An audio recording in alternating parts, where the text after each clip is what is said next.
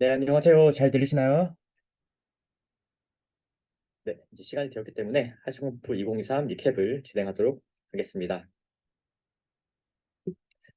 우선 바쁘신 와중에 이렇게 참석해 주셔서 감사드리고요. 저는 이번 행사 진행을 맡은 하시코프의 파트너 솔루션 엔지니어 용호입니다. 반갑습니다.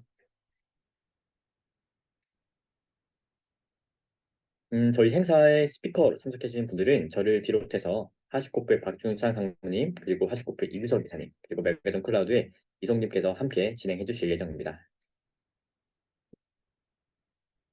저희 행사 아젠다를 간단하게 말씀드리면 다음과 같습니다. 첫 번째로는 하시컴프에 대한 전반적인 행사 서머리를 통해서 키노트 세션 그리고 핵심 변화에 대한 소개를 진행드릴 예정이고요. 두 번째로는 주요 솔루션 업데이트를 진행할 예정입니다.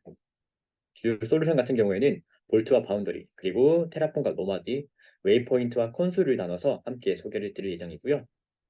세 번째로는 하시컴프 2023의 현장 방문기를 메가존 클라우드 이송님께서 진행해 주실 예정이고, 마지막으로 Q&A 세션을 진행하도록 하겠습니다. 하시콤프 서머리입니다. 이번 하시콤프는 10월 10일에서 12일 사이에 샌프란시스코에서 온라인 그리고 오프라인으로 동시 진행이 되었고요. 총 1,500명의 현장 참석자가 집계되었으며 11,000명 이상의 온라인 참석자가 집계되었습니다. 또한 행사는 크게 세 가지 타입의 트랙으로 진행이 되었고요. 30여 개 이상의 세션 발표가 진행되었습니다. 발표 영상이 저희 하시코프닷컴 2023 와치 채널에 들어가시면 보실 수가 있고요. 실제 공식 유튜브 채널에도 총 32개의 영상이 업로드되어 있으니 시간 내셔서 꼭 한번 보시면 도움이 될 것 같습니다. 하시콤프 행사에서 가장 인기가 많았고 또 가장 관심이 뜨거웠던 저희 하시코프의 공동 창업자이자 또 CTO이신 아몬 테드가의 키노트 세션을 간단하게 좀 정리해서 소개드리고자 합니다. 우선 첫째 날 오프닝 키노트에서는 인프라 그리고 보안을 중심으로 하시코프의 주요 핵심 포트폴리오를 소개드렸고요. 이 중에서도 인프라 관점에서는 플랫폼 팀에서 애플리케이션 프로비저닝 그리고 배포, 라이프 사이클 관리에 대한 표준화 방안을 소개드렸으며, 또한 보안 관점에서는 사람, 기계, 그리고 서비스 간의 시크릿 배포와 관리 프로세스를 어떻게 개선할 수 있을지를 중점적으로 다뤄보았습니다. 둘째 날 키노트에서는 세 가지 성숙도 단계에 따른 클라우드 채택 여정을 소개드렸고요. 실제 어답트, 그리고 표준화, 그리고 스케일링하는 과정까지 어떻게 하시코프 솔루션과 함께 유기적으로 활용할 수 있을지를 소개드렸고, 또한 홈 뒷밭 그리고 유니티의 클라우드 엔지니어들과 함께 실제 이 고객사 환경에서 어떻게 이러한 클라우드 여정을 성공적으로 수행했는지를 한번 나눠보는 시간을 가졌습니다. 근데 마지막으로 기술 트렌드에 대한 세션이 진행되었는데요.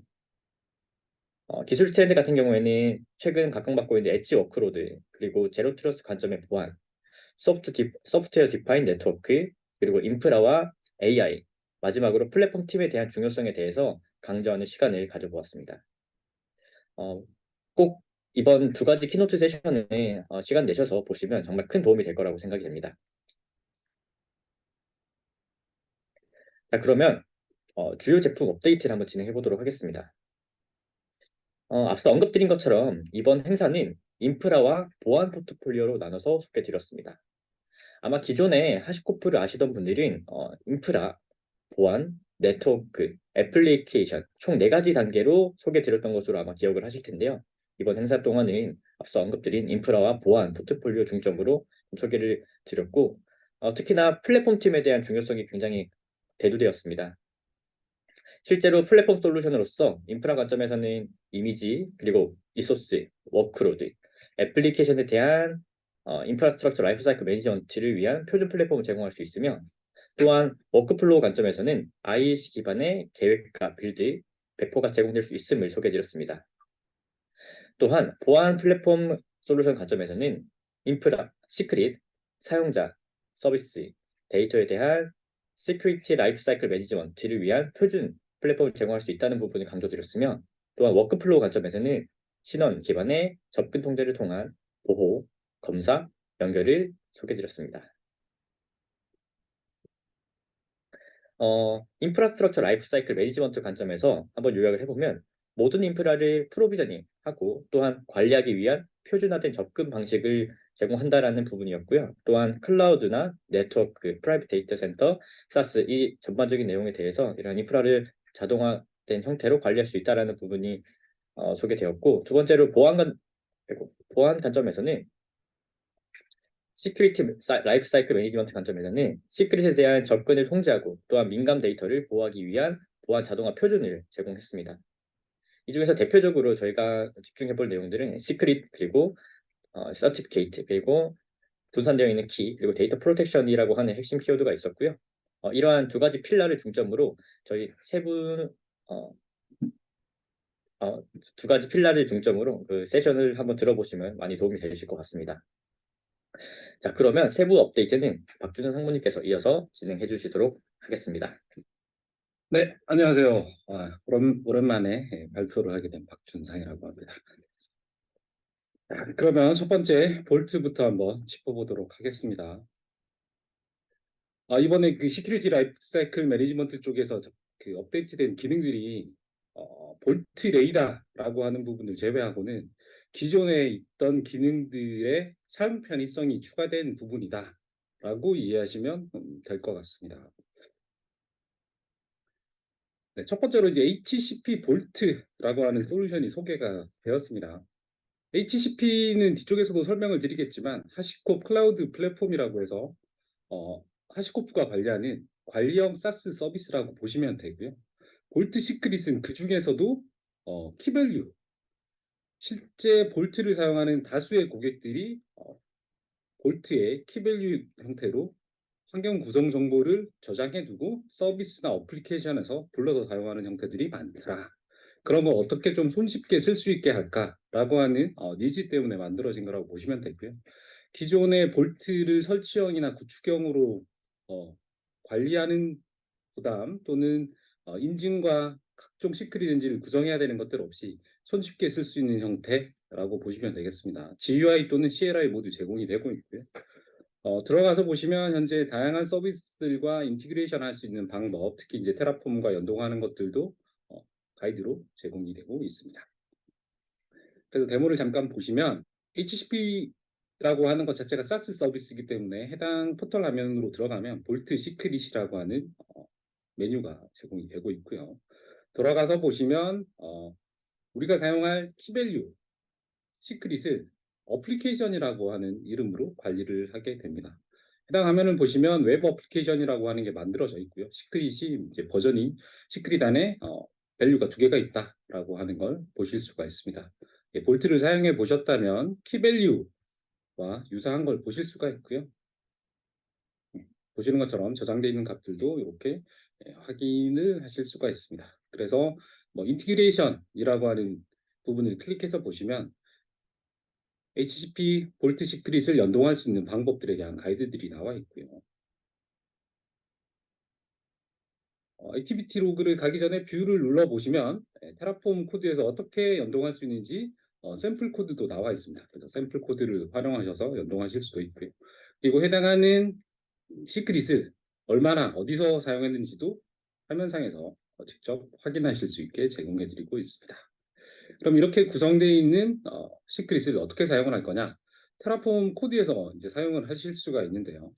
HCP를 사용을 하려면 인증을 받아야 되고 해당하는 인증은 클라이언트 아이디 그리고 클라이언트 시크릿이라고 하는 걸로 인증을 받으실 수가 있습니다. 근데 이 코드상에 보면 프로젝트 아이디라고 하는 게 들어가 있는 이유는 클라이언트 아이디와 시크릿이 이제 범위를 지정할 수 있습니다. 뭐 오거나이제이션, 뭐 프로젝트 할 수 있는 프로젝트로 한정을 해서 그렇고요. 보시는 것처럼 데이터 소스를 사용을 해서 우리가 지정한 어플리케이션에 저장되어 있는 키밸류를 읽어올 수 있다.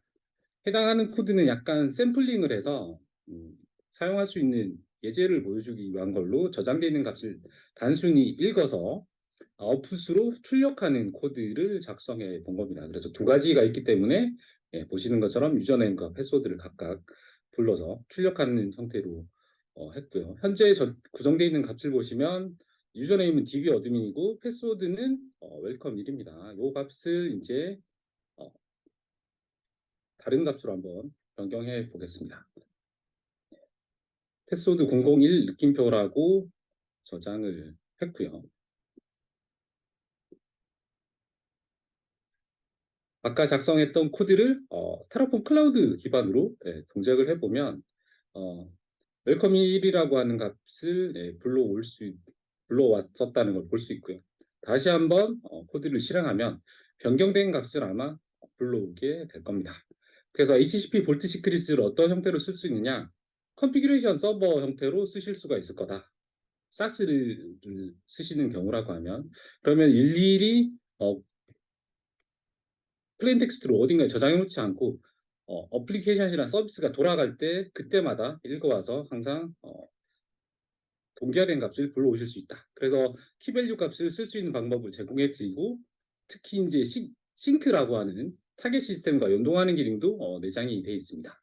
그래서 시크릿 관리와 관련된 기능이 저희가 크게 이제 세 가지가 제공이 됩니다. HCP 볼트라고 하는 브랜드 안에 시크릿과 그냥 HCP 볼트가 있는데 이 HCP라고 하는 것들은 관용으로 제공되는 사스 서비스, 그래서 사스를 사용하시는 경우에 쓰실 수 있는 거라고 보시면 되고 어, 그게 아니고 우리가 원하는 온프레미스나 퍼블릭 클라우드에 설치를 해야 된다. 그런 경우에는 볼트 엔터프라이즈를 사용하실 수 있겠죠. 근데 HCP 볼트 시크릿에 보면 싱크라고 하는 기능이 내장되어 있는데 이 기능을 온프렘에서 쓸 수 있게 지원해 주는 기능이 볼트 시크릿 싱크라고 하는 기능으로 이해하시면 되겠습니다. 그래서 사스를 쓰시는 경우에 HCP 볼트 시크릿을 쓰면 이미 시크릿 싱크라고 하는 게 제공이 되고 있는데 그 기능을 온프렘으로 가져온 게 시크릿 싱크다. 그리고 이 시크릿 싱크를 쓰기 위해서는 볼트의 버전이 엔터프라이즈로 1.15 이상이 되면 사용하실 수 있고 보시는 것처럼 현재는 AWS 시크릿 매니저, 애저 키볼트, GCP, GitHub 액션에 시크릿들 그리고 버셀이라고 하는 프로젝트 또 5가지만 제공되고 있지만 이것도 향후에 추가될 예정입니다. 그래서 1.15 버전에서 어떻게 쓰실 수 있는지를 한번 확인을 해보면 아직은 볼트 시크릿 싱크를 구성할 때 CLI 기반으로 보시는 것처럼 대상이 되는 자원을 등록을 해야 됩니다. 보시는 것처럼 GitHub을 등록을 했고요.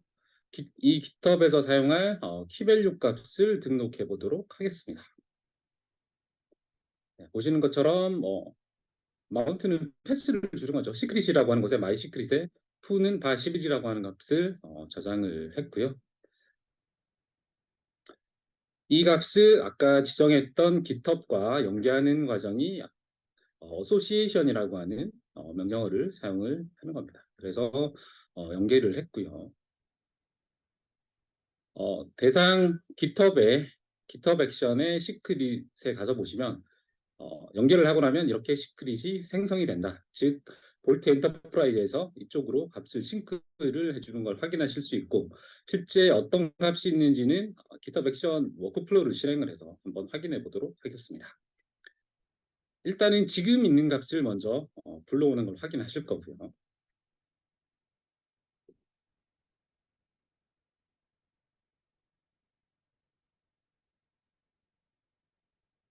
네, 그래서 두 개의 잡이 도는데 첫 번째 잡에서 보시면 현재 저장되어 있는 바 11이라고 하는 값을 불러온 걸 보실 수가 있습니다. 그러면 이제 실제 싱크가 동작하는지 보기 위해서 UI상에서 해당하는 키밸류의 값을 한번 변경해 보도록 하겠습니다.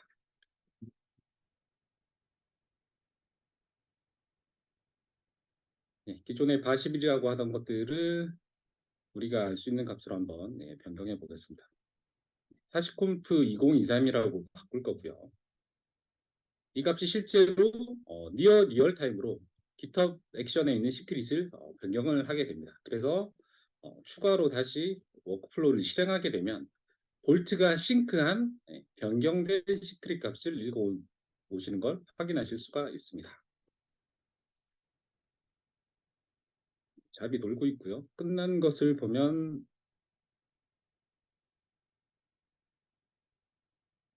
하시콤프 2023이죠.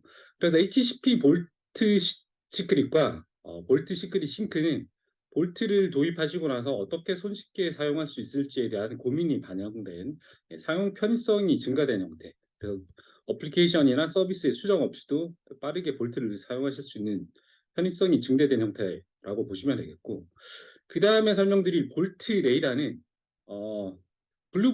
블루브래킷이라고 하는 회사를 저희가 인수를 했었죠. 그 회사가 제공하는 기능을 HCP라고 하는 사스 버전에서부터 먼저 연계한 기능이다라고 보시면 되겠습니다. 그래서 볼트가 도입되기 전에 기존에 어디에서 해당하는 시크릿들을 쓰고 있는지 이 부분들은 볼트에서 해결할 수 없던 시크릿에 대한 탐지 이 부분은 저희가 제공해주지 않던 부분인데 블루브리킷이라고 하는 솔루션이 제공해주는 기능을 연계한 게 볼트 레이더다. 그래서 기존에 볼트가 도입되기 전에 어떤 곳에서 쓰고 있는지를 알 수 없었다라고 하면 그걸 탐지해서 향후에 볼트가 관리할 수 있도록 해주는 부분이 볼트 레이더다라고 보시면 되겠고요. 아직은 알파 버전으로 신청하시는 분들에 한해서 선택적으로 체험해 보실 수 있는 서비스다. 그리고 사스 위주로만 아직은 제공되고 있다. 이렇게 보시면 되겠고요. 그럼 실제로 어떻게 동작하는지 간략하게 보시면 일단 아까 HCP로 들어가서 신청을 하시고 나면 볼트 레이더라고 하는 게 생기고요. 보시는 것처럼 레파지토리를 등록해 두면 그 레파지토리들 안에 어떤 시크릿들이 존재하는지 확인을 하실 수가 있고 제가 임의로 만든 볼트 레이더 데모라고 하는 곳에 약간 위험한 값들 예를 들면 뭐 패스워드라든지 로긴 정보 이런 것들을 저장을 해두면 보시는 것처럼 해당하는 정보들을 확인을 해서 스캐닝을 해서 얼러트를 주고 해당하는 값들이 뭐 폴스 파지티브인지 아니면 그냥 테스트 값이라서 무시해도 되는지 아니면 우리가 해결해야 되는 것들인지 이런 것들을 지정을 하실 수가 있습니다. 이런 것들은 이미 학습된 300개 이상의 패턴을 통해서 제공하는 거라고 보시면 되고요.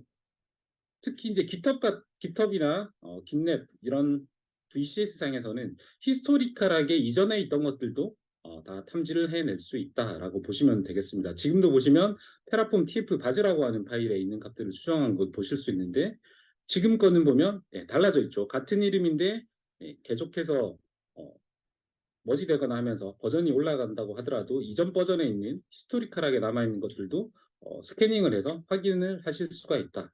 그래서 보다 안전하게 쓰실 수 있는 기능이 추가로 제공되고 있다. 그래서 볼트가 도입되기 전에 우리가 해당하는 시크릿을 어디에서 쓰고 있는지 알 수 없었던 부분들을 레이더라고 하는 기능을 통해서 스캐닝을 해서 확인할 수 있는 기능이 제공이 될 예정이다. 현재는 HCP 볼트 레이더라고 하는 형태로 사스로만 제공이 되고 있다라고 보시면 되고요. 그리고 간혹 UI 리프레시가 느린 부분은 아직 제품이 완벽하게 인티그레이션이 안 돼서 조금 느린 부분이 있다. 그 부분은 좀 이해해 주시기 바랍니다. 데모 영상을 찍으면서 좀 그랬고요. 이렇게 스캐닝을 하시면 저희가 문제를 해결하고 나면 줄어드는 것들을 확인하실 수가 있습니다. 여기까지 이제 볼트를 간단하게 설명을 드렸고요. 바운드리는 많이 쓰고 계신지 아닌지는 잘 모르겠지만 기존에 있던 부분들에 대한 사용 편의성이 증가된 부분이 있다라고 보시면 되겠습니다. SSH 터미널이 내장되는 형태로 바뀌었고 LDAP에 대한 인증이 추가됐다라고 보시면 되겠는데요. 쉽게 설명드리면 기존에 0.13 이전의 바운더리는 접속하기 위해서 바운더리 클라이언트 데스크탑을 실행하고 뭔가 실행한 이후에 SSH 창을 별도로 띄워야 됐습니다. 근데 이런 것들이 데스크탑 UI 안에 포함이 돼 있어서 별도의 클릭 없이 해당하는 타겟 시스템을 클릭하면 자동으로 터미널이 연결되면서 해당하는 시스템에 접속할 수 있게 조금 더 쓰기 편하게 개선되었다라고 보시면 되겠고요. 그리고 바운더리를 쓰기 위해서는 기존에는 사용 유저네임 패스워드라고 하는 조금 보안상 걱정이 되는 부분 아니면 OIDC 이 두 가지만 인증을 지원했었는데 실제 고객사들을 보니 아직도 LDAP 기반으로 인증을 많이 사용을 하고 있더라. 그래서 LDAP 기반으로 사용자 인증을 할 수 있는 부분이 추가된 게 바운더리의 새로운 기능이다라고 보시면 되겠습니다. 여기까지 볼트와 바운더리에 대해서 간단하게 요약을 해드렸고요. 다음은 저희 이규석 이사가 다음 부분 소개해 드리도록 하겠습니다. 감사합니다. 네, 안녕하세요. 테라폼에 대한 업데이트 먼저 드리고 그 다음으로 이제 노마드 업데이트를 좀 드려보도록 하겠습니다. 테라폼은 이번에 버전이 올라갔죠. 그래서 1.6으로 업데이트가 되었고요. 그리고 좀 특이한 새로운 블럭이라고 할까요? 그 테스트에 대한 블럭이 또 새로 생겼고 여기에 추가적으로 이제 AI를 어디에 이제 활용하는가라는 측면에서는 결국은 이제 테스트라고 하는 코드를 개발해 보신 분들은 아시겠지만 사실 테스트 코드를 또 짜라고 하면 되게 귀찮아서 또 안 짜게 되는 부분이 있잖아요. 그래서 그런 부분들을 이제 AI 생성형 AI를 통해서 이제 테스트 코드를 자동으로 이제 짜주는 부분도 하나 추가가 되었습니다.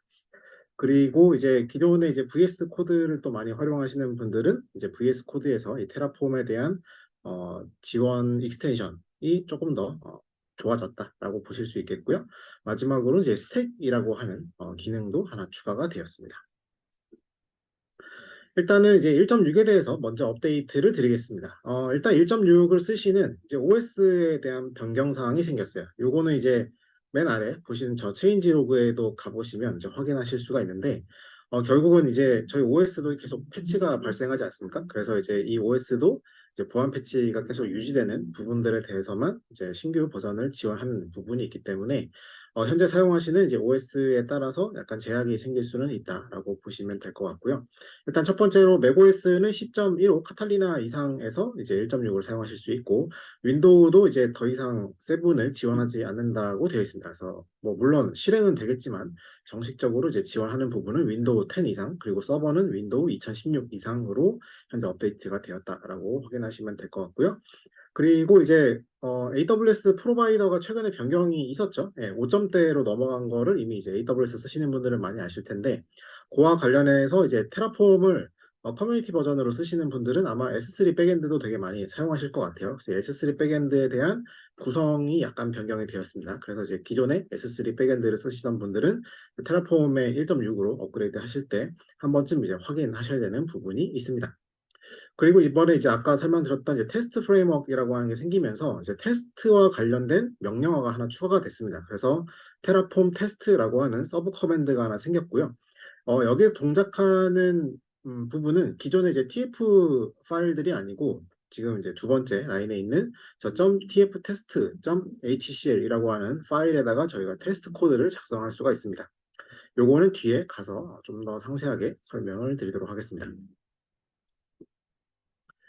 그리고 이제 메인 주된 변경 사항과 더불어서 또 프리뷰도 나왔고 베타 버전도 나왔죠. 일단 프리뷰에 대해서는 커스텀 프로바이더 펑션이라고 해서 이건 약간 그 프로바이더 자체에다가 저희가 사용자 정의에 대한 어떤 여러 가지 기능들을 넣을 수 있도록 하는 것들이 현재 실험적으로 진행이 되고 있습니다. 그래서 조금 더 코드적으로 뭔가 이 테라폼의 오리지널 HCL을 만지고 싶다라고 하면 이런 펑션을 좀 더 정의해서 좀 더 간편하게, 혹은 반복적인 작업이라던가 혹은 이제 사용자 정의의 어떤 특정 함수들을 넣을 수 있게끔 하는 이런 작업들이 이제 진행이 되고 있다로 보시면 될 것 같고요.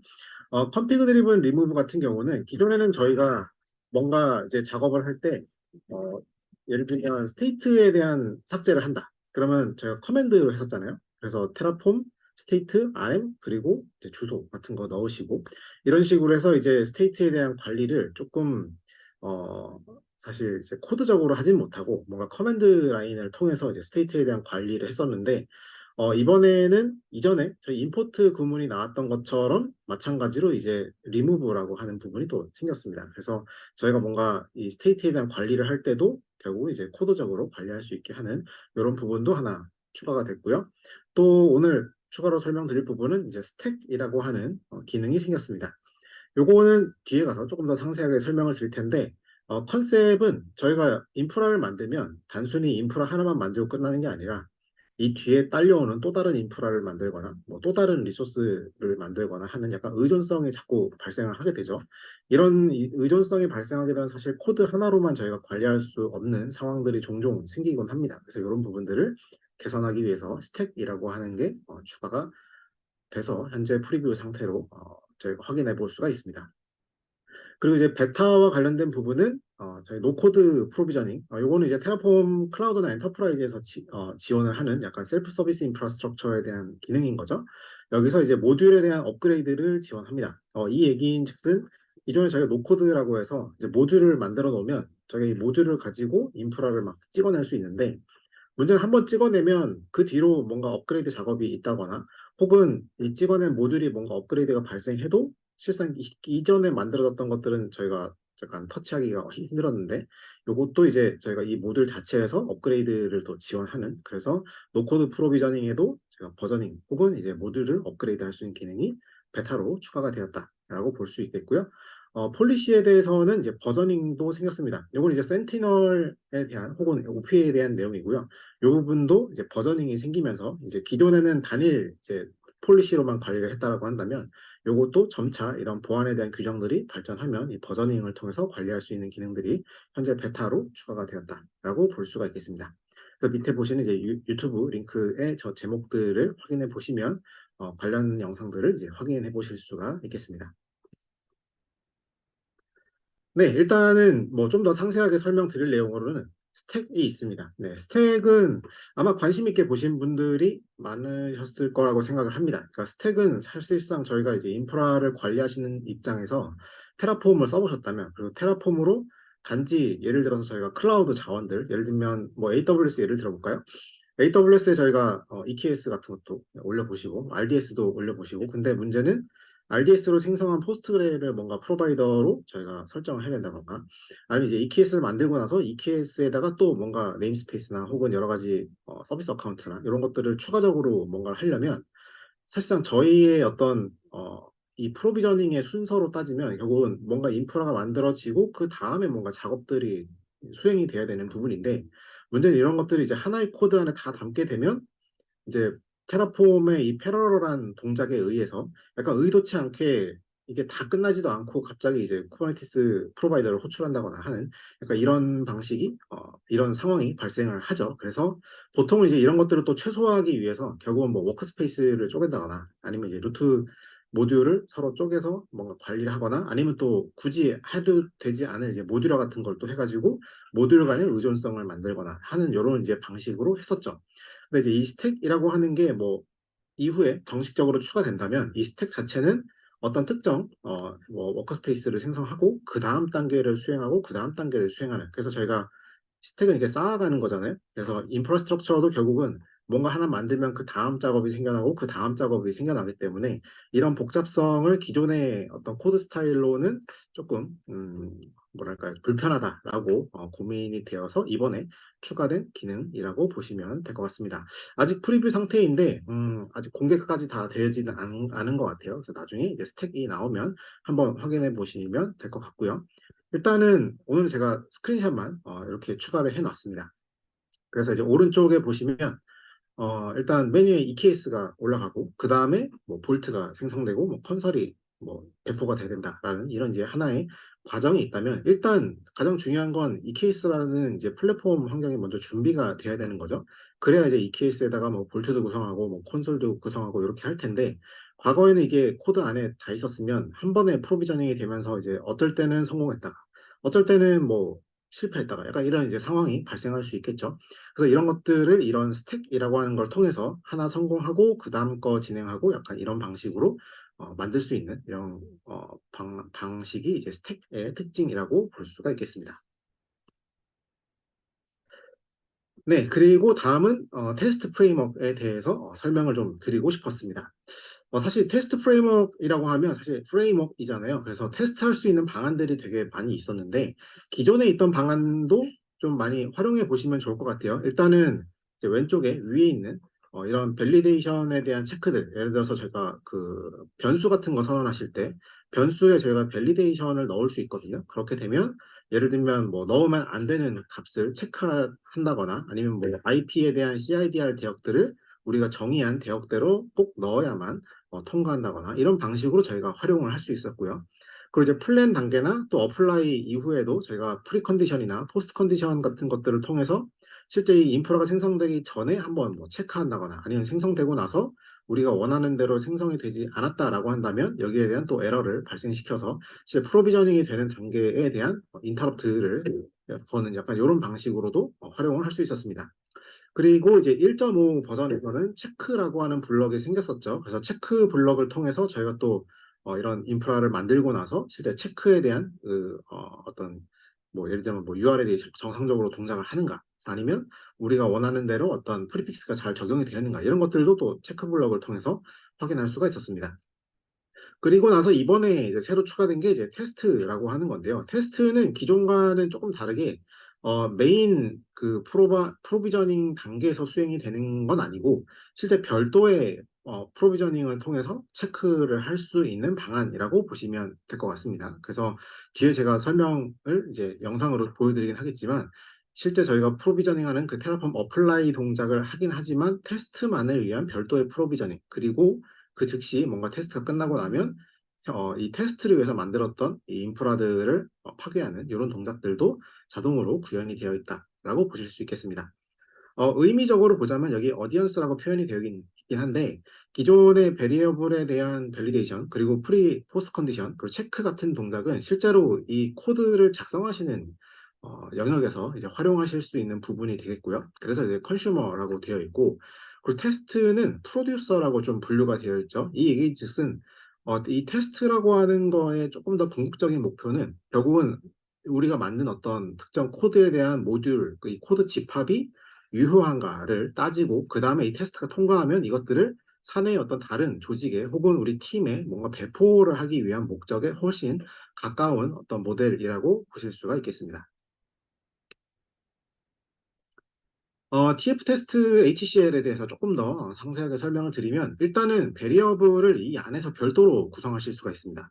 왜냐면 저희가 테라폼의 어플라이를 수행하면 실제로 이 코드상에 존재하는 베리어블을 다 이렇게 적용을 할 거잖아요. 근데 문제는 저희가 테스트를 할 때만 이 베리어블을 쓰고 싶어 라고 하는 별도의 테스트용 베리어블 선언이 필요할 수도 있겠죠. 그래서 베리어블 블럭이 하나 추가가 되었고 이 베리어블 블럭은 글로벌 블럭입니다. 그래서 전역 변수라고 보실 수가 있겠고요. 그 다음으로 나오는 거는 이제 런이라고 하는 블럭이 있죠. 이 런으로 정의되는 것 하나하나마다 이제 하나의 테스트에 대한 단계라고 보실 수가 있겠고요. 이 뒤에 이제 커맨드라고 하는 부분은 이거를 내가 플랜을 할 때 검증할지 아니면 어플라이를 하고 나서 검증할지 이런 것들을 구별할 수 있도록 되어 있습니다. 그 모듈 같은 경우는 제가 코드를 실제 메인으로 이제 실제 프로비저닝 되어야 되는 코드를 다 짜긴 했지만 실제 테스트만을 위한 또 코드가 필요하실 수도 있잖아요. 그래서 이 테스트만을 위해서 구성할 수 있는 코드를 이 모듈이라는 걸 별도로 정의할 수 있습니다. 그래서 여기에 선언되는 모듈은 실제 저희가 프로비저닝을 하는 그 코드에는 속하지 않기 때문에 실제 환경을 프로비저닝 할 때는 사용되지 않고 이 테스트만을 할 때 사용이 되는 이런 이제 코드들의 집합이라고 보실 수가 있겠고요. 그 다음으로 이 런 안에도 베리어블을 정하실 수 있는데 이 런에 있는 베리어블은 로컬 변수라고 보시면 됩니다. 그래서 이 런 안에서만 동작하는 변수에 대한 정의라고 보시면 될 것 같고요. 그 다음으로 있는 이 어설트, 어설트가 실제 저희가 체크하고 싶은 어떤 규칙인 거죠. 그래서 여기다가 컨디션을 넣고 그리고 이제 에러에 대한 메시지 출력을 넣어서 실제 이 컨디션에 만족하지 않는 경우에는 이런 에러 메시지를 출력할 수 있도록 이렇게 구성이 되어 있습니다. 그리고 저 어설트 같은 경우에는 여러 개 또 정의를 하실 수가 있어요. 그래서 런 안에는 어설트가 여러 개 들어갈 수 있다. 이렇게 이해해 보시면 될 것 같습니다. 네, 전반적인 흐름을 한번 짚어보면 결국은 저희가 플랜을 하고 유닛 테스트를 하죠. 네, 이 유닛 테스트라고 하는 건 저희가 실제 어플라이가 하기 이전에 뭔가 벌어지는 일들입니다. 그래서 여기서는 앞서 설명드렸던 이제 변수에 대한 뭐 체크라든가 프리 포스트 컨디션이라든가 혹은 이제 엔터프라이즈나 클라우드 쓰시는 분들은 이제 센티넬 같은 이런 이제 정책에 대한 것도 하실 수 있고 체크도 2단계에서 실제 동작을 합니다.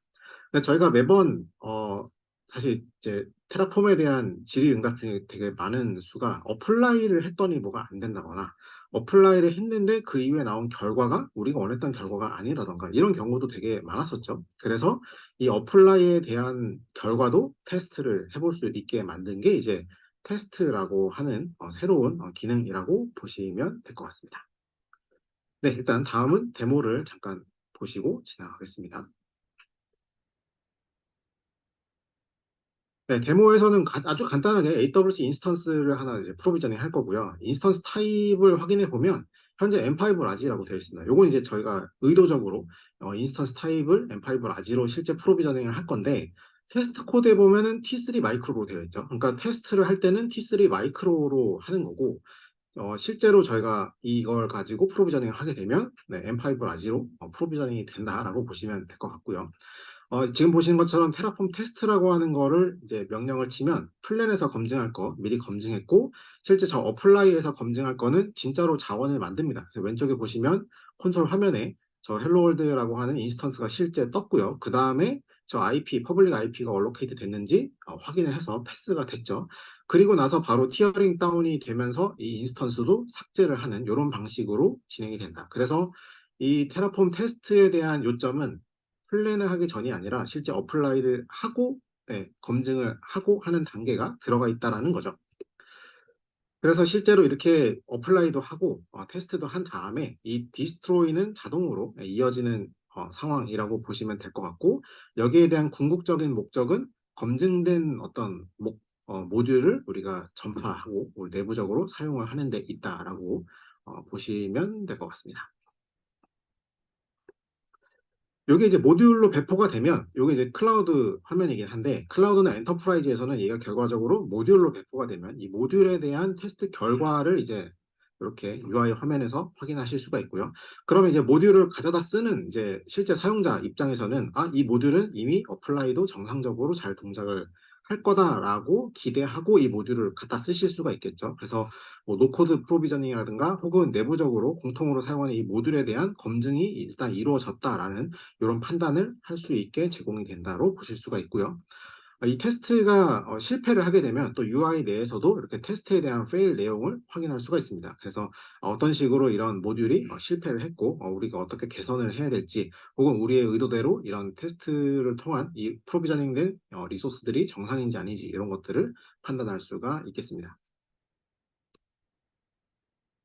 네, 테라폼에 대한 업데이트는 이렇게 드릴 수 있을 것 같고요. 그리고 노마드에 대한 업데이트를 드리겠습니다. 네, 노마드는 이제 1.6이 현재 릴리즈가 되어 있고 1.7이 오늘 날짜로 릴리즈가 되었는지는 확인이 좀 필요하긴 하겠지만 어찌됐건 1.6, 1.7에 대한 업데이트가 있었습니다.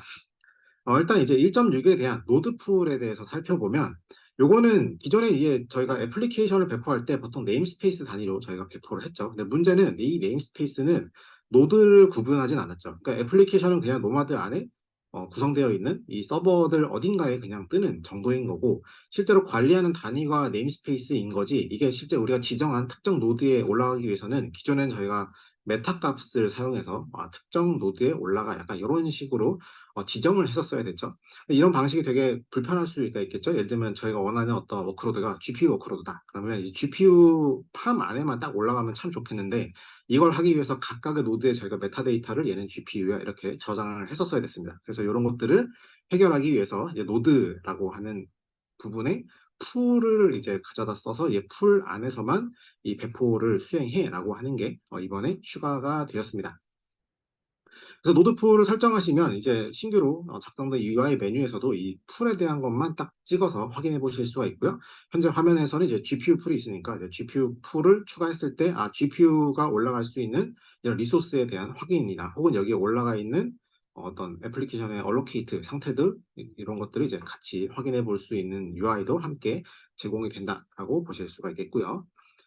그리고 워크로드에 대한 아이덴티티라고 하는 기능이 추가가 되었습니다. 이 워크로드 아이덴티티는 개념적으로 보면 기존에는 저희가 노마드도 사실 서버가 있고 클라이언트가 있지 않습니까? 이 워크노드가 따로 있는데, 기존에 이 서버가 실제로 인증을 받아서 그 다음에 동작을 했었죠. 그러니까 사실 이 노드 자체적으로 뭔가 하는 게 아니고 실제 움직이는 애플리케이션 자체적으로 인증받는 게 아니라 이 서버 통째에서 뭔가 인증받고 그 다음에 뭐 ECR에 있는 뭐 도커 이미지를 불러온다던가 아니면 볼트에 있는 어떤 특정 시크릿을 불러온다던가 이런 식으로 동작을 했었죠. 근데 이렇게 되다 보면 전체 클러스터에서 동작을 하다 보니 뭔가 알백에 대한 어떤 이슈도 있고 각각에 대한 이제 애플리케이션 배포마다 따로따로 뭔가 주고 싶은데 이런 것도 할 수가 없었죠. 그래서 이런 것들을 개선하기 위해서 워크로드 아이덴티티라고 하는 게 나왔습니다. 그래서 이 워크로드 아이덴티티에서는 기존의 하시코프가 제공하는 뭐 볼트나 컨솔뿐만 아니라 이제 CSP 쪽이랑도 연동이 돼서 이 CSP 자체가 가지고 있는 여러 가지 또 자원들이랑의 어떤 인증 이런 것들도 이 워크로드 아이덴티티를 통해서 각각의 애플리케이션들이 각각의 어떤 권한을 가지고 접근할 수 있게 하겠다라고 하는 약간 보안에 대한 향상이 있었습니다. 그리고 또 한 가지는 이제 누마에 대한 얘기가 나왔고요. 누마는 결국은 저희가 이 뭐라고 할까요? 이 메인보드라고 가정을 할까요? 그러니까 CPU가 꽂혀 있고 각각 메모리가 꽂혀 있는데, 사실 이 CPU와 메모리가 가장 가까운 거끼리 뭔가 디플로이가 돼야 사실상 가장 좋은 퍼포먼스를 내겠죠. 만약에 누마가 적용이 되지 않으면 이제 간혹 가다가는 지금 이제 왼쪽에 보시는 그림처럼 특정 애플리케이션이 쓰는 이 코어는 이제 왼쪽에 소켓 1번에 꽂혀 있는 CPU를 쓰고 있는데 실제로 메모리는 자기한테 먼 메모리랑 연계가 되면서 사실 여기서 이제 약간 딜레이가 발생하는 부분이 생기겠죠. 하지만 이제 고성능을 원하는 케이스라고 한다면 같은 소켓에 이 소켓 바로 옆에 있는 메모리를 쓰는 게 사실 가장 빠른 어떤 퍼포먼스를 낼 수가 있겠죠. 그래서 이 누마라고 하는 거를 사용하게 되면 이제 이 같은 CPU 소켓에 가장 가까운 메모리에 있는 것들을 이제 할당하게 되면서 애플리케이션에 대한 조금 더 훨씬 나은 고성능의 작업을 수행할 수 있도록 하는 이런 기능도 추가가 되었습니다. 네, 노마드에 대한 사실 업데이트에서는 뭐 기능적인 업데이트는 별로 없었는데 기존에는 저희가 리스트에만 올라와 있다가 처음으로 이제 사례 발표가 나와서 요거를 간단하게 정리해 드리겠습니다. 일단 에픽게임즈에서 사례 발표를 했었고 에픽게임즈에서는 노마드를 어디에 사용하는가라고 하면 포트나이트라고 하는 게임에서 현재 사용하고 있다라고 얘기를 해주셨습니다. 포트나이트가 국내에서 사실 그렇게 유명하진 않지만 어찌됐건 이제 올해 가장 탑 동접자 많이 붙는 게임 순위에서 사실 1등을 하고 있는 게임이기도 하고요. 2등은 워낙 저희가 많이 얘기해서 다 알고 계시죠. 러블록스도 이미 노마드를 써서 이런 게임 서버들을 관리를 하고 있습니다. 이 두 가지 게임의 특징은 뭐냐면 마치 저희 지금 접속해 계시는 이런 줌 같은 환경처럼 특정 사용자들을 이제 하나의 프로세스에 이렇게 쫙 이렇게 넣어주고 새로운 어떤 방을 쭉쭉 만들어주고 그러니까 포트나이트나 러블록스도 어떤 사람들이 우리 이번에 게임 같이 할까? 그럼 뭐 16대 16 대전이다. 혹은 뭐 사람이 60명 들어갈 수 있는 서버네. 이런 것들을 이제 그때그때마다 서버를 띄워서 뭔가 관리를 해야 되는 이런 케이스에 대해서 이제 사용을 되게 잘 하고 있다라고 하는 케이스로 보실 수가 있겠고요. 영상을 뭐 다 보실 수도 있겠지만 그냥 간단하게 정리를 쭉 해보면 첫 번째로는 일단 오케스트레이션 역할을 하는데 노마드가 훨씬 수월했다. 그래서 내부적으로도 얘기하는 거 보면 우리는 쿠버네티스 하는 인력도 다 가지고 있지만 사실상 노마드가 훨씬 더 간단하게 할 수 있었어. 약간 이런 얘기도 있었고요. 두 번째로는 결국은 우리는 애플리케이션을 띄우기 위한 실행에 대한 라이프 사이클이 있는데 예를 들면 그거죠. 애플리케이션 띄우기 전에 뭔가 뭐 이렇게 해줘야 되고 애플리케이션 뜬 다음에 뭔가 포스트 작업을 해야 되고 이런 이제 애플리케이션 자체도 라이프 사이클이 있는데 이런 것들을 노마드가 잘 지원을 해준다 이런 게 있었고요. 여기 이제 윈도우에다가 도커를 또 올려서 하시더라고요. 근데 이제 도커도 써보신 분은 아시겠지만 도커 명령어가 되게 길잖아요. 그러니까 선언형은 아니죠. 근데 이제 노마드에 있는 이 잡이라고 하는 형태가 이 도커에 대한 파라미터를 선언형으로 관리할 수 있게끔 하는 부분이 좋았다. 이런 이제 피드백이 있었습니다. 그래서 노마드에서 뜨는 이런 여러 가지 뭐 애플리케이션에 대해서는 기본적으로 격리된 파일 시스템을 제공하기도 하고 또 윈도우도 지원하니까 훨씬 더 수월했다라고 하는 그래서 만약에 이제 윈도우를 사용하시는 케이스가 있다면 조금 더 수월하게 뭐 EXE나 뭐 도커나 이런 것들을 써보실 수 있지 않을까. 그리고 여기서 현재 관리하고 있는 노드 개수도 한 2천여 개 넘는 이제 노드를 관리하고 있는데 사실 노마드에 보면 이제 여기도 스케일링 기능이 있습니다. 노드에 대한 오토 스케일링이나 이런 것들을 활용해서 실제 클라우드에 대한 어떤 비용에 대한 최적화도 있었고 인스턴스에 대한 효용성도 잡을 수 있었다라고 하는 이런 이제 내용이 이번 발표에 있었습니다. 네, 다음은 웨이포인트에 대한 업데이트가 있겠습니다. 다시 돌아왔습니다. 웨이포인트와 콘수를 이어서 한번 진행해 보도록 할 텐데요. 우선 이번 행사에서 HCP 웨이포인트에 대한 신규 기능 업데이트가 발표되었습니다. 신규 기능 업데이트는 템플릿 그리고 애드온이라고 하는 두 가지 기능이 베타로 발표되었고요. 사실 이런 기능적인 부분보다도 HCP 웨이포인트에 대한 새로운 비전에 대해서 많은 분들이 좀 관심을 가져주셨습니다. 아마 기존 웨이포인트를 알고 계셨던 분들은 아마 빌드와 배포라고 하는 도구로서 잘 알고 계셨을 텐데요. 사실 HCP 웨이포인트는 최근 플랫폼 엔지니어링에 대한 중요성이 강화됨에 따라서 내부 개발자 플랫폼 또는 뭐 IDP 향으로 이 솔루션에 대한 방향성이 좀 전환이 되었고 이러한 변화는 최근 플랫폼 팀에 대한 이제 강화 그리고 표준화된 인프라와 함께 셀프 서비스를 제공하고 또 개발자는 애플리케이션 코드 작성에 집중하자라고 하는 모토에서 이렇게 솔루션에 대한 방향성이 조금 확장되었다고 이해해 주시면 될 것 같습니다. 관련된 내용들은 저희 블로그 링크를 통해서 한번 확인해 보시면 도움이 될 것 같고요. 기능에 대한 업데이트는 이어서 한번 진행해 보도록 하겠습니다. 우선 첫 번째로 HCP 웨이포인트의 템플릿 기능입니다. 앞서 언급드린 것처럼 플랫폼 팀 같은 경우에는 조직 내에 있는 애플리케이션에 대한 패턴을 표준화하고 또한 애플리케이션 개발팀에 최적화된 워크플로우를 제공함으로써 또 신속하고 빠르게 애플리케이션 개발과 배포할 수 있는 환경을 제공하는 것들이 미션인데요. 그렇기 때문에 이런 것들을 어떻게 좀 더 템플릿팅하고 또 표준화할 수 있을까라고 하는 관점에서 템플릿이라고 하는 기능이 개발이 됐다고 생각을 해주시면 됩니다. 특히나 주목할 만한 부분은 이 웨이포인트 템플릿과 앞서 이규성님께서 소개해 주셨던 그 테라폼과의 인티그레이션인데요. 사실 이러한 웨이포인트 템플릿은 실제 테라폼의 노코드 모듈이라고 하는 기능을 통해 트리거링하고 또한 표준화된 형태의 애플리케이션 배포할 수 있는 토대가 된다라고 이해를 해주시면 좀 이해가 쉬우실 것 같습니다. 뿐만 아니라 이러한 템플릿 기능 외에 혹여나 추가적인 변경사항이나 이런 의존성이 발생했을 경우에 애드온이라고 하는 기능을 통해서 앞서 배포한 템플릿에 새로운 기능들을 추가할 수 있는 기능도 함께 이제 저희가 어나운스하게 되었고요.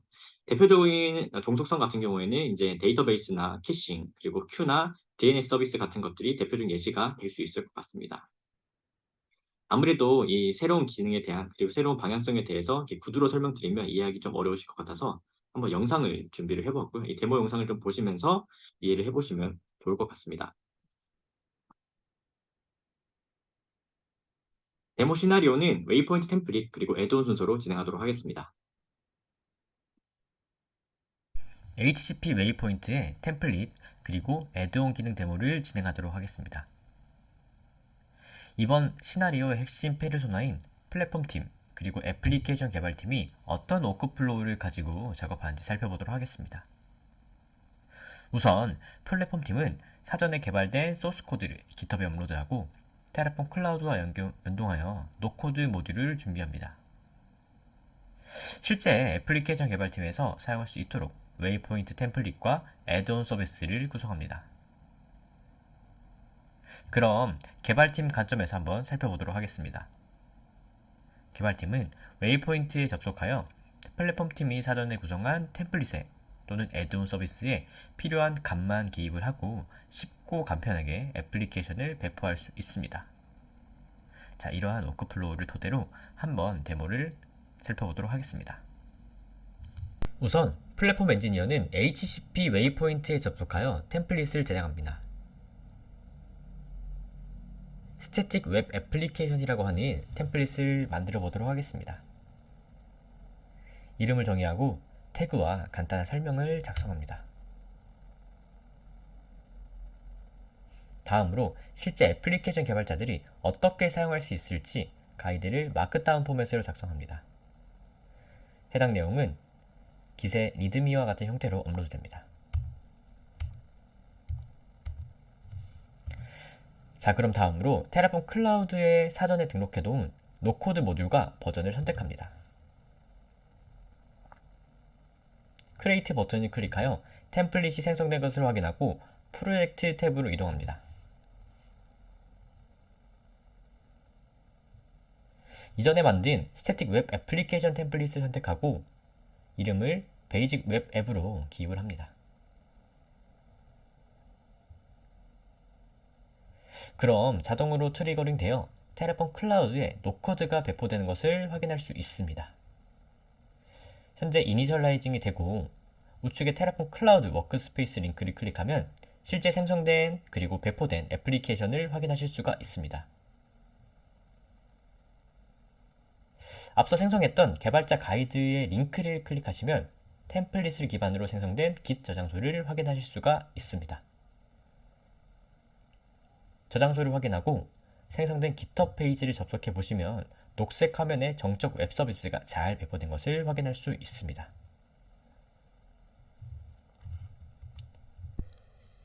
다음으로 기존 애플리케이션에 대한 개선이나 서비스 추가에 대한 요건이 있을 경우를 가정해 보겠습니다.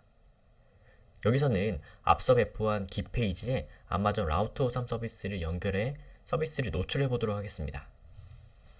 플랫폼팀은 애드온 탭으로 이동하여 서비스를 정의합니다. 구성 과정은 템플릿 생성 과정과 매우 유사합니다. 태그 및 설명을 작성하고 개발자 사용 가이드들을 추가합니다. 마지막으로 라우트 53 노코드 모듈을 추가한 뒤 퍼블리시 버튼을 클릭합니다. 앞서 생성한 베이직 웹앱 프로젝트에 접속하면 Available Add-ons 항목에 플랫폼 팀에서 추가한 라우트가 조회되는 것을 확인할 수 있습니다. 이제 개발팀에서는 사전에 템플릿으로 배포한 서비스에 애드온 기능을 활용하여 라우트 53 서비스를 쉽고 간편하게 추가할 수 있습니다. 이제 개발팀에서는 인스톨 버튼만 클릭하시면 됩니다.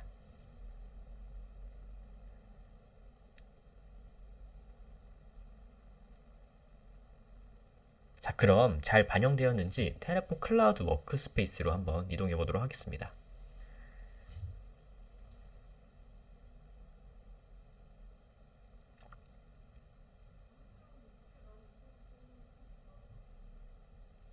실제 라우트 릴리전이라고 하는 워크스페이스가 생성되고 배포된 것을 확인할 수가 있습니다. 자, 그러면 git 저장소에도 잘 반영이 되었는지 확인을 해볼 텐데요.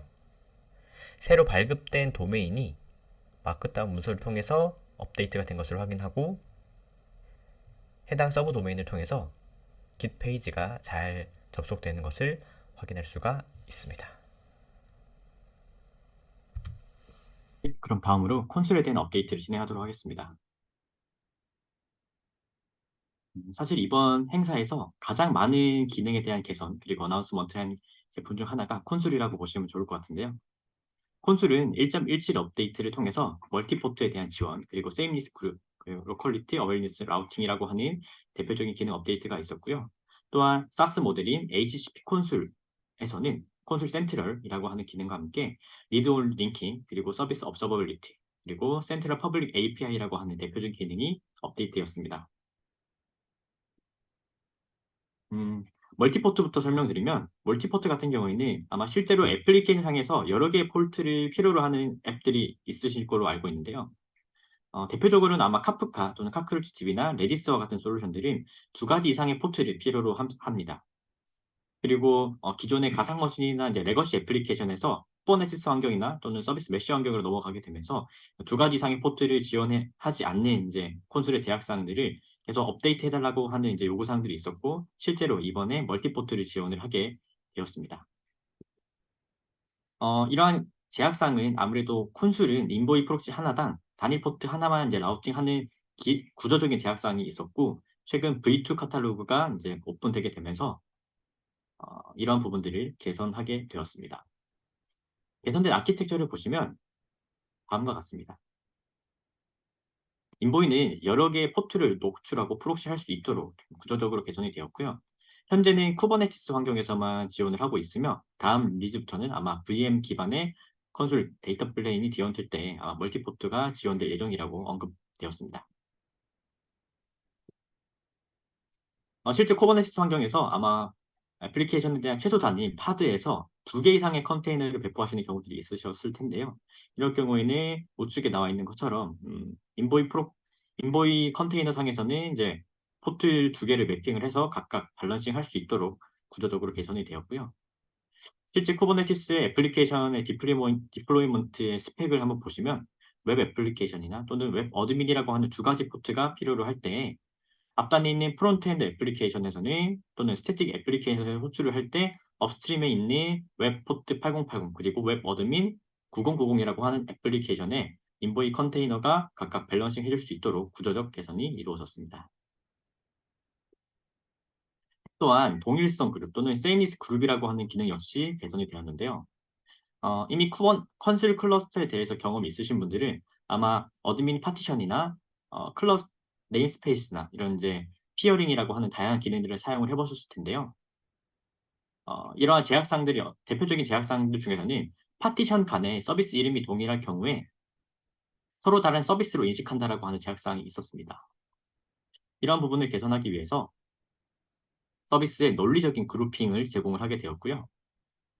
결론적으로 동일한 네임스페이스 상에서 동일한 이름을 가진 서비스는 파티션 또는 피어 상에서 동일한 서비스로 간주가 되는 논리적인 그룹핑 기능이라고 이해해 주시면 좋을 것 같습니다.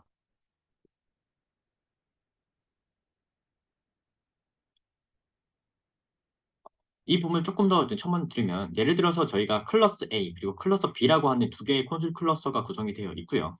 클러스터 A와 클러스터 B가 각각 클러스터 피어링이 연결되어 있다고 가정을 해보겠습니다. 처음 보여드렸던 그림처럼 만약 파티션 A에 있는 A라고 하는 서비스는 실제로는 동일한 파티션 내에 있는 A에서 B로 서비스를 하게 되고, 혹여나 페일오버가 필요할 경우에는 같은 파티션 내에서만 가능했다라고 하는 제약사항이 있지만 실제로 세임리스 그룹으로 그룹핑을 새롭게 하게 될 경우에는 혹여나 서비스가 장애 났을 때 파티션 클러스터 B에 있는 파티션 A 그리고 서비스 B로 발란싱을 하거나 또는 파티션 A에 있는 서비스를 파티션 B로 다시 발란싱 할 수 있는 이러한 추가적인 기능이 개선되었다고 이해해 주시면 되고요. 다음으로는 지역성 고려 라우팅 또는 로컬리티 어웨어 라우팅이라고 하는 기능이 추가되었습니다. 사실 이 부분은 이제 인접성을 좀 고려하지 않은 라우팅으로 통해서 지연 시간, 즉 레이턴시가 증가하거나 또는 네트워크에 대한 비용이 증가한다라고 하는 제약사항을 좀 개선하기 위해서 추가 개발된 기능이라고 이해해 주시면 될 것 같습니다. 기본적으로 콘솔은 서비스의 위치나 노드의 위치를 인식하지 않고 각 서비스에 대해서 균일하게 분산 처리하도록 이제 구성이 되어 있는데요. 이러한 부분을 좀 더 개선하기 위해서 현재 배포되어 있는 서비스에 대한 배포 위치를 고려한 라우팅 기능이라고 이해를 해주시면 됩니다. 이로 인해서 실제로 같은 영역에 있는 어베일러비티 존에 있는 애플리케이션에만 서비스를 발라싱하고 혹여나 동일한 에이지 안에 또는 동일한 리전 안에 있는 애플리케이션이 장애 났을 때 다른 리전으로 서비스를 로드 발란싱 함으로써 비용에 대한 절감 그리고 속 레이턴시 같은 부분도 개선할 수 있다라고 하는 부분이 아마 로컬리티 어웨어 라우팅이라고 하는 기능이라고 이해해 주시면 좋을 것 같습니다. 시연은 시간 관계상 제가 생략을 할 거고요. 간단하게 프레젠테이션으로 좀 설명을 드리도록 하겠습니다.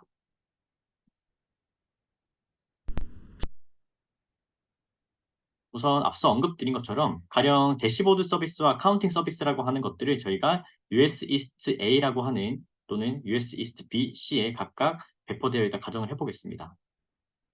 프론트엔드 역할을 하는 대시보드 애플리케이션과 카운팅 서비스가 동일한 리전에 있을 경우에는 사실 문제가 없지만 혹여나 AG의 US East to B 그리고 US East to C에 있는 존에 배포되어 있는 애플리케이션을 호출할 경우에는 아무래도 각각 AG가 다르기 때문에 비용에 대한 증가라든지 아니면 레이턴시가 발생할 수 있다라고 하는 제약사항이 있고 이것들을 이번에 신규 업데이트된 기능을 통해서 지역성 고려 라우팅을 활성화하실 경우에는 프론트엔드 애플리케이션과 실제 백엔드 애플리케이션인 카운트 애플리케이션이 동일한 에이지에 있다고 인식을 하고 이쪽에만 로드 밸런싱을 해서 호출할 수 있도록 하는 기능이 바로 이 지역성 고려 라우팅이라고 이해해 주시면 될 것 같고요.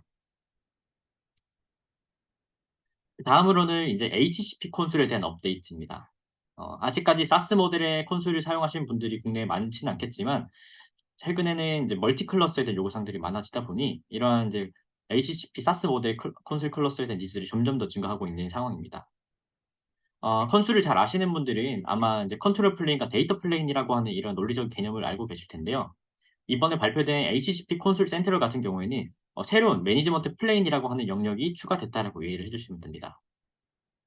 이로 인해서 글로벌 서비스에 대한 이제 카탈로그, 그리고 분산 클러스터나 상태에 대한 헬스 체크, 그리고 인보이에 대한 또는 클러스터에 대한 업저버빌리티가 굉장히 많이 향상되었고요. 다양한 클러스터, 이기종 환경에 배포되어 있는 클러스터 간의 피어링이라든지 또는 자체 관리하고 있는 클러스터 간의 연결과 액세스에 대한 지원을 하게 되었습니다. 글로벌 업저버빌리티 기능에 대해서 먼저 좀 말씀드리면 기본적으로 콘솔 같은 경우에는 이제 각 이기종 환경에 각각의 업저버빌리티 환경을 구성을 하셔서 그라파나나 또는 프로메테우스와 통합을 하시거나 또는 각각 API나 CLI 기반으로 저희가 각 클러스에 대한 모니터링 그리고 업저버빌리티를 수행을 하셨어야 합니다.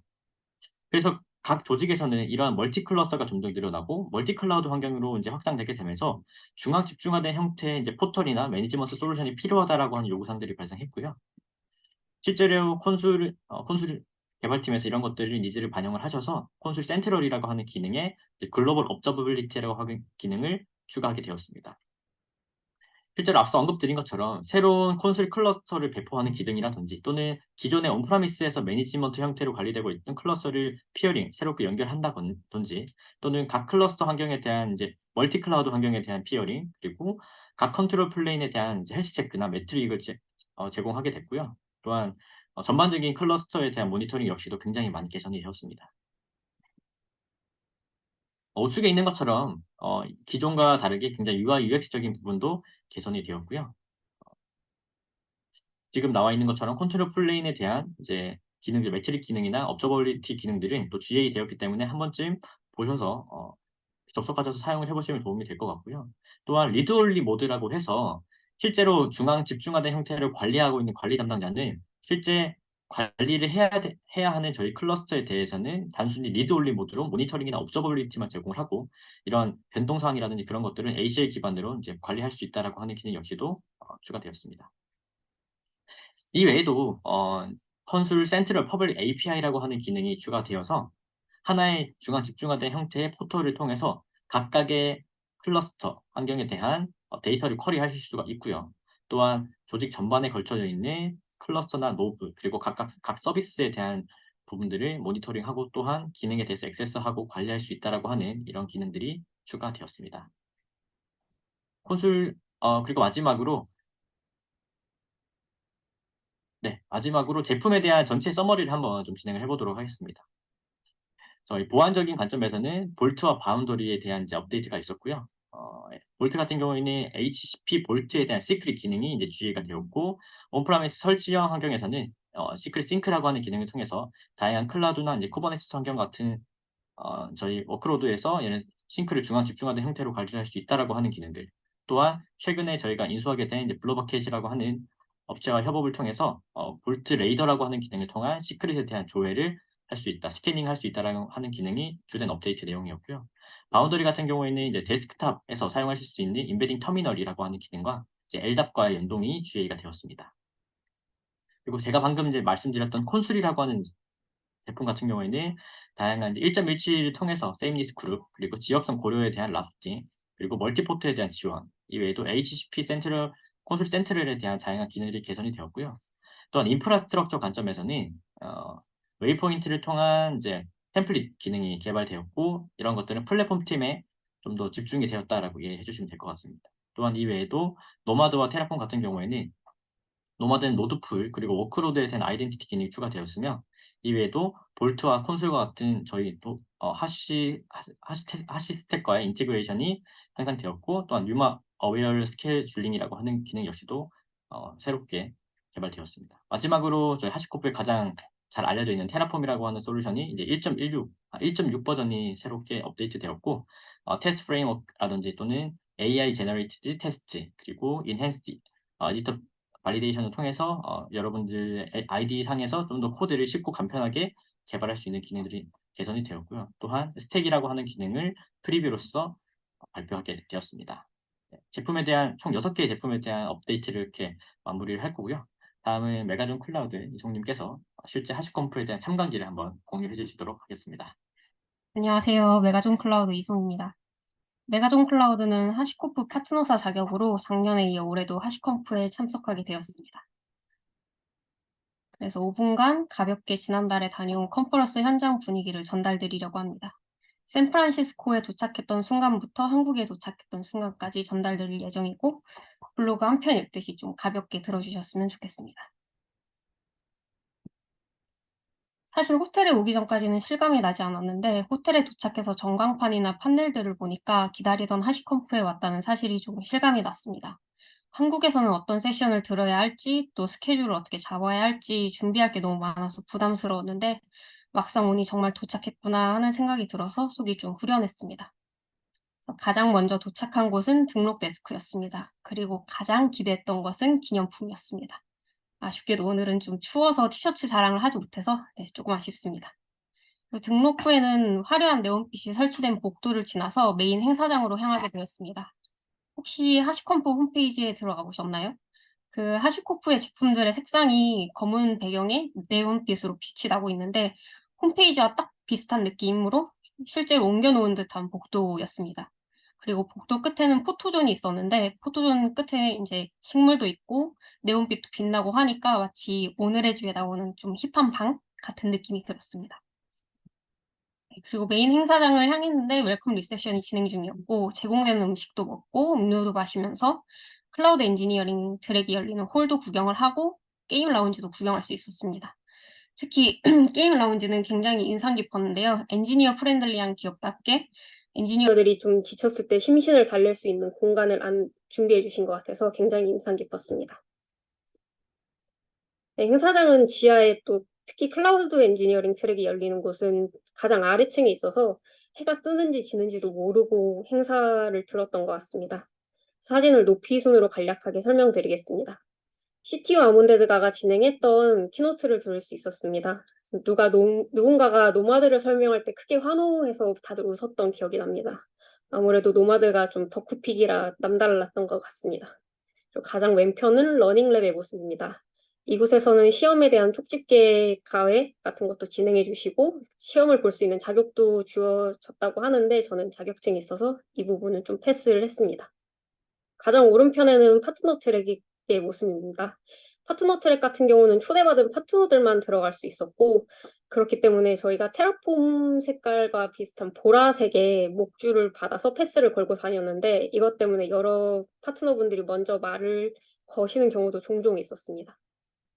가장 하단에 있는 사진은 익스클루시브 세션인데 한국에서 오신 고객사 분들과 함께 들었던 세션입니다. 그래서 IAC 도입 초반부터 스테이지 2, 스테이지 3 고도화 단계까지 저희가 궁금한 점이 굉장히 많았는데 이 궁금증을 해소할 수 있어서 매우 귀중한 순간이었습니다. 상단 중앙에 위치한 클라우드 엔지니어링 트랙은 두 가지 트랙으로 진행되었고 또 사례나 기술 위주의 세션이 많아서 앞으로 어떻게 해야 될지 방향에 대한 고민을 좀 해소하는 시간이었습니다. 그리고 가장 아래쪽에 보이는 홀웨이 트랙 같은 경우에는 굉장히 재치 있는 세션들이 많았는데요. 근데 홀웨이 트랙 같은 경우는 15분밖에 진행이 안 돼서 좀 아쉬웠지만 또 시차 적응 때문에 집중이 잘 되지 않아서 15분이 딱 적당하다는 생각이 들기도 했습니다. 가장 왼편에 보이는 스폰서 부스 사진을 보시면 스폰서 부스는 규모가 좀 작은 편이었고 오후에 가니까 기념품이 많이 없어서 그때 조금 슬펐습니다. 반면 오른편 아래에 보시는 데모 부스는 굉장히 규모가 있었고 또 앉을 수 있는 공간이 있었기 때문에 저희가 식사하는 시간이나 쉬는 시간대 놓치지 않고 데모를 볼 수 있었습니다. 그리고 첫날 마지막에는 파트너들 그리고 엔지니어들이 모여서 참여할 수 있는 소셜 이벤트가 두 가지가 열렸는데 저 같은 경우에는 두 가지 다 참석할 수 있는 좋은 기회가 주어졌습니다. 하지만 한 몸으로 두 마리 토끼를 잡으려다가 좀 놓쳐서 아쉽기도 합니다. 특히 엔지니어들이 참여할 수 있는 소셜 이벤트는 평소에 갈 수 없는 특별한 장소를 빌려서 진행을 했기 때문에 조금 배가 아프기도 합니다. 네. 행사에서는 이 두 가지 좀 특이한 스티커를 나누어 주었습니다. 그래서 가장 오른편에 크게 보이는 사진은 야크라는 동물인데요. 이게 생각이 꼬리를 물고 또 의식의 흐름대로 가다 보면은 이 사람은 자동차를 정비하려다가 야크터를 밀고 있다는 그런 플로우에 따라 붙여진 밈인데요. 이 밈에 빗대어 생각해 보자면 우리가 인프라를 구축하려고 하다가 버전이 안 맞는 걸 발견하고 그러다 버그를 발견하고 트러블 슈팅을 하다가 또 무언가를 날려먹고 결국에는 인프라를 올리지 못하는 그런 상황을 마주하게 됩니다. 행사에 빗대어 보면은 이번에 테라폼 스택이라든지 테스트라든지 이런 기능이나 뭐 에디터 같은 경우도 강화되었고 그래서 테라폼의 새로운 기능들을 활용하면은 야크터를 밀 일이 없지 않을까 싶기도 합니다. 그리고 작은 스티커를 보시면 이게 아마 바이크 쉐딩이라는 용어 때문에 만든 스티커 같기도 한데요. 이거는 중요한 안건이 있는데 쓸데없는 논의를 많이 해서 나온 용어라고 합니다. 그래서 이거 같은 경우에는 보안에 대한 복잡한 고민이나 이제 쓸데없는 고민을 하기보다는 이번에 새로 출시된 HCP 볼트 시크릿을 사용하시면 어떨까 하는 생각이 들었습니다. 네, 감사합니다. 네, 지금까지 저희 하시콤프 2023 리캡은 마무리할 예정이고요. 사실 이전에 주셨던 Q&A에 대해서는 전체 답변을 좀 드렸고 혹여나 추가적으로 궁금한 점 있으시면 언제든지 저희 하시콤프 공식 메일을 통해서 문의를 주시면 감사하겠습니다. 네, 바쁘신 와중에 참석해 주셔서 감사드립니다. 마치겠습니다.